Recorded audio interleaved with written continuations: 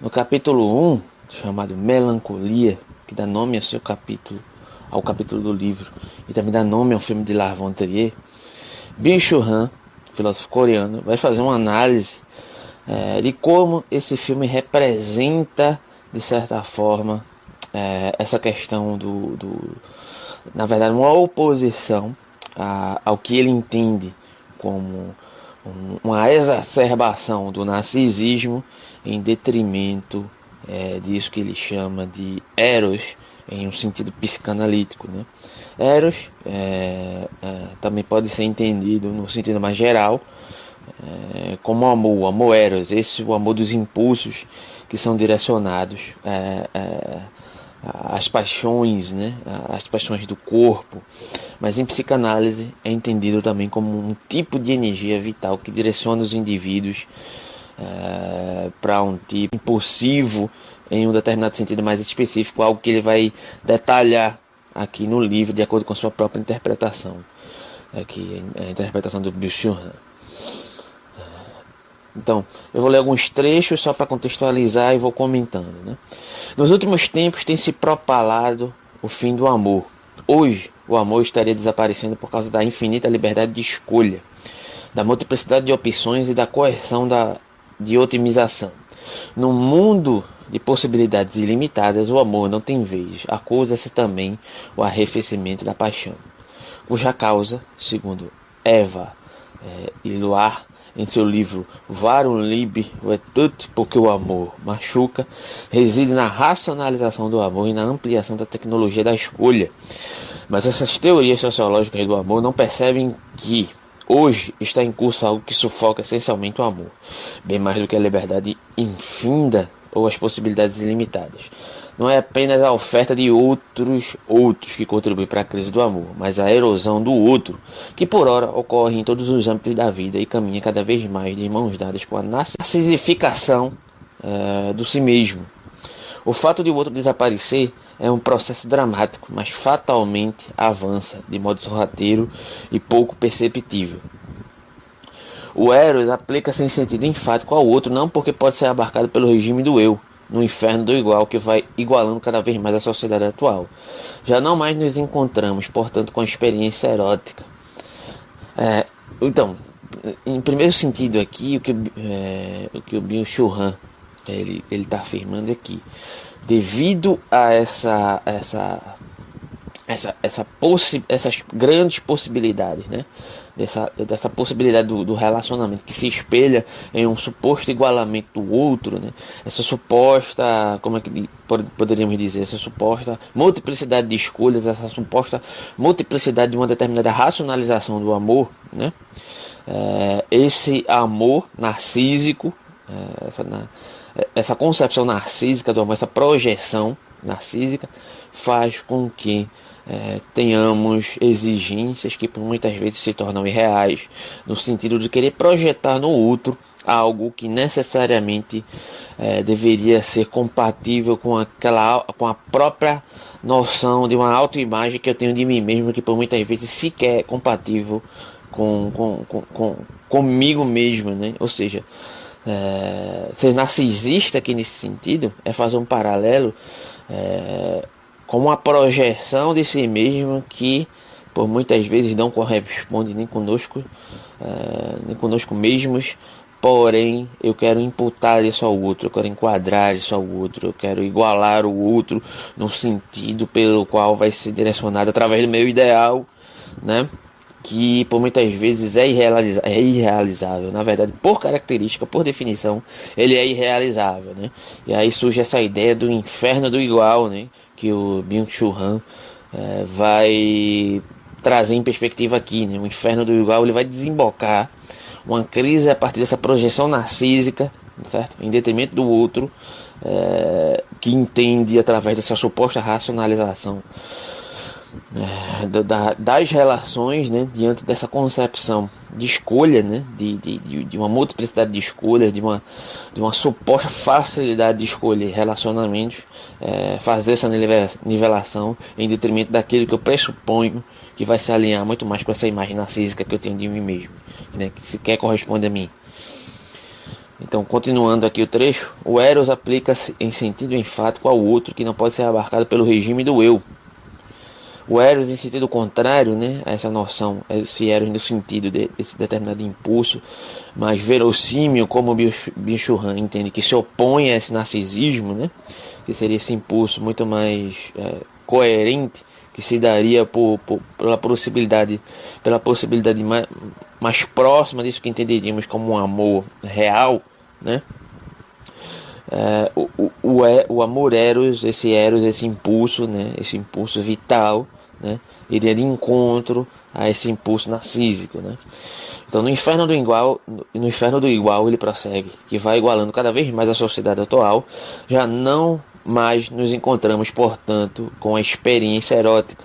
Essa experiência pressupõe a simetria e exterioridade do outro, ou seja, a experiência erótica para Byung-Chul Han vai se dar, possivelmente, fazendo um paralelo aqui, muito mais com a dinâmica dos afetos dos encontros, né, que se dá justamente por conta de valorizar os encontros por eles mesmos, em detrimento justamente das suas assimetrias, ou seja, das suas impossibilidades de nivelação, de igualação, né?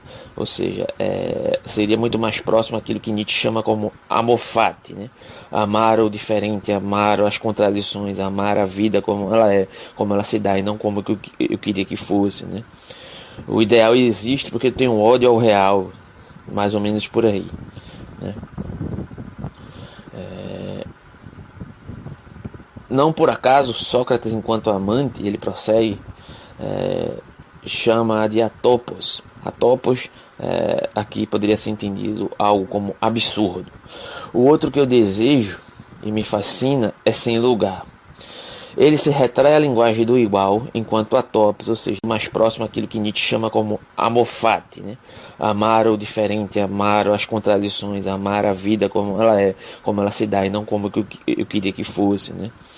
O ideal existe porque tem um ódio ao real, mais ou menos por aí, né? Não por acaso, Sócrates, enquanto amante, ele prossegue, chama de atopos. Atopos, aqui poderia ser entendido algo como absurdo. O outro que eu desejo e me fascina é sem lugar. Ele se retrai à linguagem do igual, enquanto atopos, ou seja, há essa determinada necessidade de uma retração do atopos, ou seja, do absurdo, daquilo que eu não compreendo, daquilo que eu não abarco, ao inferno do igual. Para poder se relacionar, para poder entrar em um determinado relacionamento, o atopos, ou seja, o absurdo, ele tem que se enquadrar nesse ideal, ou seja, o outro indivíduo que não se enquadra no parâmetro ideal, que o outro pressupõe de mim por ser abarcado por esse impulso narcisista, né?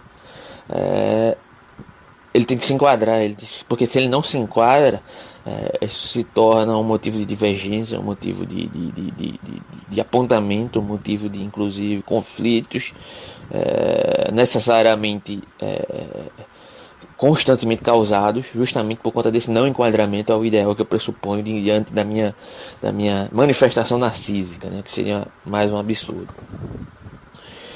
Então, enquanto o atopos, ou seja, o absurdo, aquele que se coloca como um absurdo, o outro abala a linguagem, não se pode falar dele, sobre ele. Todo e qualquer atributo é falso, doloroso, insensível e constrangedor. A cultura atual da comparação constante não admite a negatividade do atopos, ou seja, tudo aquilo que se manifesta diante daquilo que eu considero absurdo, ou do absurdo perante as minhas idealizações, ele se manifesta diante dessas determinadas características, né? Sempre tudo que se manifesta a partir do indivíduo que se manifesta enquanto diferente, ele é falso, é doloroso, é insensível, é constrangedor, ele é mau, né?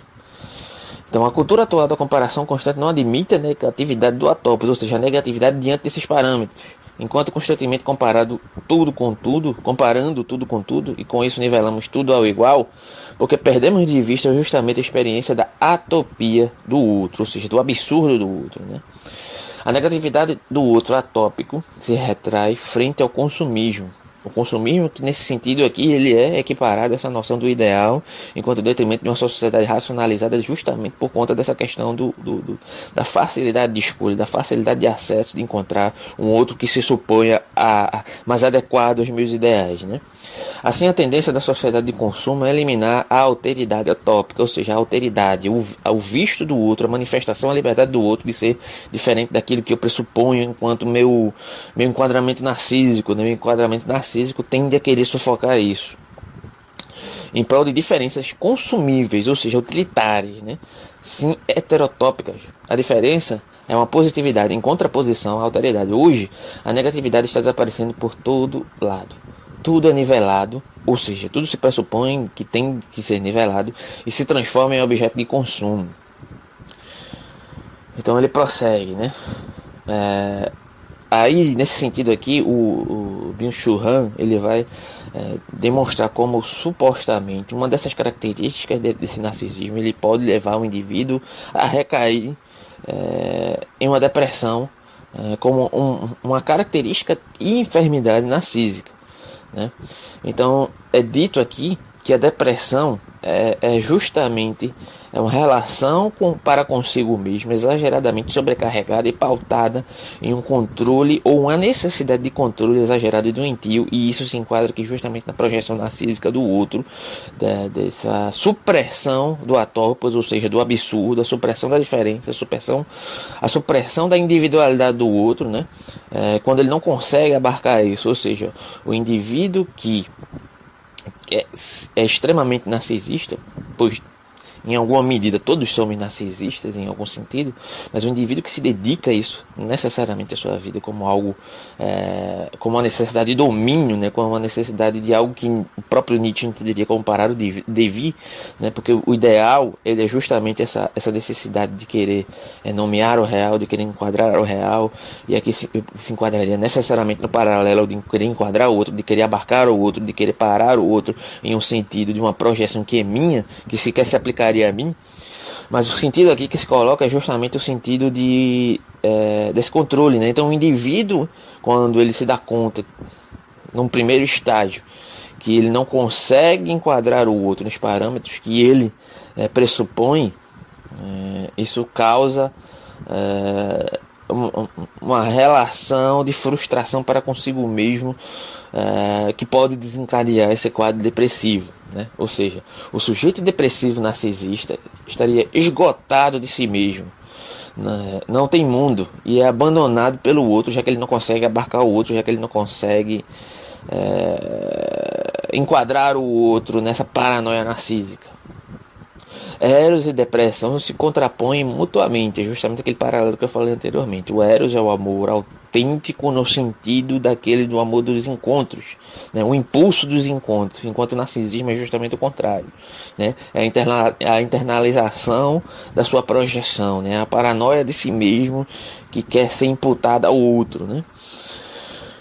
Então o Eros seria nesse sentido algo que arrancaria o sujeito de si mesmo e direcionaria-o para o outro, para o diferente, né? Para afirmar as divergências. E a depressão, como projeção narcísica nesse sentido, mergulharia em si mesma. O sujeito, nesse sentido, seria voltado narcisicamente ao desempenho, a busca de um determinado sucesso por uma nivelação por conta de determinadas qualidades e características que sequer ele possui e quer imputar ao outro. Então, nesse sentido, o outro seria privado de sua alteridade, degradaria-se em espelho desse suposto dessa suposta unidade, que confirmaria a esse em seu ego. Então, essa lógica de reconhecimento enredaria o sujeito narcisista do desempenho, de uma forma ainda mais profunda, em detrimento da sua projeção ególatra. Então, com isso, iria se criando uma depressão do sucesso, ou seja, o indivíduo ele não consegue ter um relacionamento, seus relacionamentos são frustrados, em certo sentido, né, pegando uma exemplificação aqui, e ele responsabiliza sempre o outro por o outro não se enquadrar necessariamente nas suas projeções narcísicas. E aqui eu queria deixar claro que não é necessariamente uma questão de causas pontuais que você necessariamente concordaria ou que não são saudáveis num relacionamento, mas eu estou falando de projeções irreais, né, que vários indivíduos têm dentro do relacionamento que coadunam com essa suposta pontuação do relacionamento, que o indivíduo deve se nivelar em um certo sentido ao outro, deve se igualar ao outro, deve agir como o outro acha que ele deve agir, certo? Só para deixar isso bem claro aqui. Então, seguindo aqui, esse sujeito do desempenho, né, que sempre exige um determinado desempenho do outro, né, sempre exige uma determinada utilidade, né, a nível de exemplo aqui, você deve contribuir comigo de uma determinada forma para poder você estar dentro de um relacionamento, né, essa suposta reciprocidade velada de um aprisionamento que na verdade não é reciprocidade, né, ela exige determinadas metas que você me entregue para poder você estar bem dentro do relacionamento comigo, né. Então, o Eros, ao contrário, ele possibilitaria essa experiência, né, de quebrar esse ciclo vicioso. Então, esse sujeito de desempenho, ele, que é o sujeito narcisista, ele mergulha e se afoga em si mesmo, né? Ele daria curso a uma denegação espontânea de si mesmo e um esvaziamento voluntário de si mesmo a partir dessa possibilidade de ele excluir essa possibilidade de alteridade, de reconhecimento no outro enquanto divergência, né? Então o sujeito do amor é tornado por um tornar-se fraco, todo próprio, que vem acompanhado ao mesmo tempo por um sentimento de fortaleza. Isso aqui no caso seria o contrário, seria o Eros, né? O amor Eros, o impulso Eros, seria justamente um esvaziamento voluntário de si mesmo, né? Não seria aqui a questão do narcisista. O narcisista seria o contrário, é um esvaziamento voluntário, é uma afirmação do outro, certo? Voluntária por conta desses encontros, da afirmação do encontro, da afirmação do divergente, né? Então esse esvaziamento não seria um esvaziamento impulsionado pelo sujeito narcísico, mas um esvaziamento impulsionado por conta desse impulso, desse encontro, né? Desse encontro que se dá de forma necessária a partir do momento que o encontro existe, né? Não há programações, mas há encontros, há possibilidades, há impulsos, né? E há afirmações desses impulsos. Mas esse sentimento, o sujeito do amor é tomado por um tornar-se fraco, eu já falei isso. Então, mas esse sentimento não é o desempenho próprio de si mesmo, mas o dom de olhar para o outro, de afirmar a diferença do outro, de afirmar as possibilidades do outro. Então, diante disso, retomando a palavra aqui, diante do inferno do igual, a chegada do outro atópico pode tomar uma forma apocalíptica, né? Pode ser algo totalmente desastroso quando o outro indivíduo ele não está predisposto a poder entender essa questão de que ele não pode abarcar o outro, de que ele não pode dominar o outro, de que ele não pode projetar no outro, até pode, né? Projetar no outro seus entendimentos narcísicos, mas isso vai se dar de uma maneira extremamente frustrante. E a partir do momento que ele não consegue isso e que desemboca um quadro depressivo, ele não entende por que ele se encontra nesse quadro depressivo, né? E aí tende ainda mais a responsabilizar o outro por conta disso. Aliás, hoje só um apocalipse poderia nos libertar, sem redimir de um inferno do igual em direção ao outro. E aí aqui ele vai falar do filme Melancolia, né? O que é que o filme Melancolia traz? O filme Melancolia traz uma personagem chamada Justine, creio eu, se eu não estiver equivocado, que ela é uma pessoa que tem tudo aquilo que todas as pessoas numa sociedade do consumo poderiam querer: um casamento com um indivíduo com determinadas características, com um aporte material X que todas as pessoas deveriam querer, um casamento que ocorre em determinados padrões que todas as pessoas consideradas normais deveriam querer, e etc. Só que essa pessoa ela está encerrada em si mesma, nesse sentido do que eu acabei de falar, né? Há uma determinada projeção, né, daquele contexto social, daquela sociedade do consumo que a direcionou, né, a partir de uma histeria coletiva narcísica, a partir daquela concepção de que o outro tem sempre que se encaixar naquilo que eu projeto para ele, né, e isso a sociedade está de parabéns, porque ela faz isso de uma maneira extremamente... ela tem um extremo sucesso de fazer isso, né? E termina enquadrando pessoas em locais ou ambientes ou em situações que elas não necessariamente deveriam estar, né? Então ele vai citar aqui: Nessa perspectiva, o filme de La Von Trier começa com um anúncio de um acontecimento apocalíptico desastroso, que é justamente a chegada de um planeta chamado Melancolia, que vai destruir a Terra, e há uma determinada descredibilidade diante disso. Só que esse planeta chamado Melancolia, é justamente a chegada desse eu atópico, de um terceiro indivíduo, né, que é diante daquele casamento, que é um casamento frustrado, justamente por conta dessas características que eu já elenquei anteriormente, por conta dessa histeria coletiva que se dá a partir de um abarcamento narcísico coletivo, que pessoas se enquadram em locais onde não necessariamente queriam estar, na verdade. Esse eu atópico representa um terceiro, né? Representa um terceiro apocalíptico que vem para destruir todas as perspectivas daquilo que estaria enquadrado a partir daquele determinado momento, né? Então, nesse sentido, Melancolia seria um desastre com o qual se iniciaria a desgraça completa, mas também seria um negativo de toda essa nivelação do igual, de um nome paradoxal, quando este determinado planeta se aproxima justamente de uma salvação ou cura dessa depressão causada por conta dessa projeção narcísica da personagem, mas de um modo geral, desse aspecto narcísico que abarca aquele determinado contexto social dentro daquele suposto quadro, né? De uma forma específica de melantroatópico, ou seja, o outro no sentido apocalíptico mesmo, no outro sentido absurdo, que arranca a Justine do charco narcisista, né? Assim ela floresce em sua forma frente ao planeta mortal. Nesse sentido, Byung-Chul Han entende que o Eros vence a depressão. A relação de tensão entre amor e depressão domina o discurso do filme desde o começo, assim como a trilha sonora de Tristão e Isolda, que é a trilha do filme, que conjura a força do amor, desse amor que é entendido como impulso, como Eros, né? Amor Eros, em detrimento desse suposto amor narcísico, se é que podemos falar de amor narcísico, né? Porque o amor narcísico, como podemos ver, sequer é um amor por si mesmo, na verdade é um afundamento em si mesmo, que tende a nos fazer querer, de certa maneira, dissipar as diferenças, dissipar as divergências, dissipar o devido, dissipar essa questão aí da manifestação do outro enquanto diferente, enquanto impossibilidade de se enquadrar nos meus ideais, né?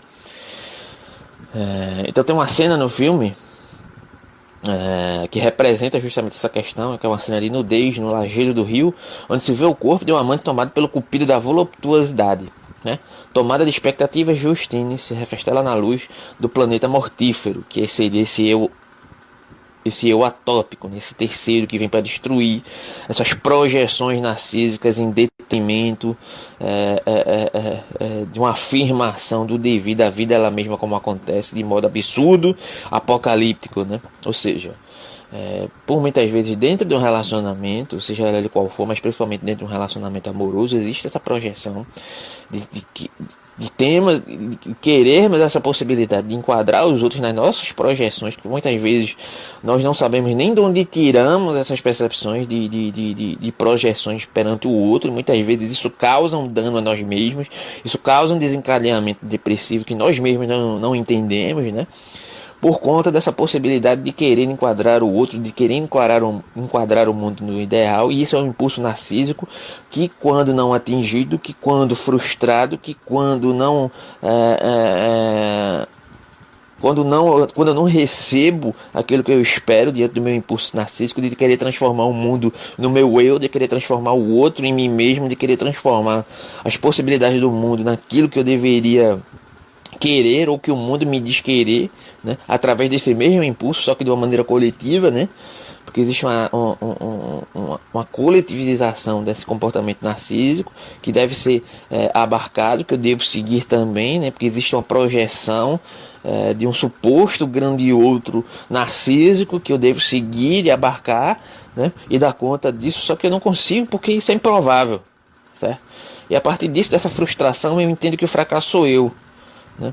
Ou que o outro me causa mal, ou que o outro é ruim, ou que o outro é ruim no sentido mais comum aqui, porque eu não vou nem analisar o sentido de ruim pela perspectiva moral aqui nessa sociedade, mas enfim, no sentido comum mais simples, o outro me faz mal, enquanto eu sou o causador desse determinado impulso narcísico que faz mal a mim mesmo e faz mal ao outro, né? enquanto em detrimento do amor eros, que seria justamente esse esvaziamento do eu, que se direcionaria para o encontro enquanto afirmação da diferença e da divergência, né? Então, o que torna mais surreal é a possibilidade desse filme de Melancolia de trazer essa questão, né? Diante de uma personagem que se coloca como alguém dotado de uma determinada depressão, de um sintoma melancólico, né? Se encerrar em si mesma, né? Em um sentido de uma determinada projeção narcísica no qual ela foi impulsionada a aderir e que provavelmente ela direcionou a outros personagens, inclusive ao seu noivo naquele determinado contexto, ou às outras pessoas, a sua indiferença perante aquele determinado mundo, e precisar desse eu apocalíptico, dessa diferença, dessa divergência, desse absurdo para quebrantar esses sintomas, né? E poder se despir desse eu narcísico e poder compreender e afirmar esse devido e afirmar a diferença, e a partir daí criar uma possibilidade de cura, né? Tanto é que no final do filme, não quero dar spoilers aqui, mas no desenrolar do filme, há uma transição do estado dessa personagem para um estado extremamente melancólico, mas quando ela se depara com esse absurdo, com esse caos, ela necessariamente começa a iniciar um processo de mudança no seu comportamento, inclusive um processo de cura, né? Então, ao final do filme, essa personagem está extremamente pacífica e não melancólica, porque ela entendeu a necessidade desse caos, de se quebrar essa normalização, esse inferno da nivelação do outro, nesse inferno do igual, esse inferno da linearidade social, que só tende a nos jogar num abismo melancólico, depressivo, justamente por não atingirmos metas que sequer foram nossas metas, sequer foram alcançáveis diante da afirmação perante a vida, em querer enquadrar um suposto real dentro de um ideal que sequer é realizável em detrimento de nós mesmos em relação ao outro, né? Então é isso. Por hoje, siga, dá o like, comenta se você discorda ou concorda.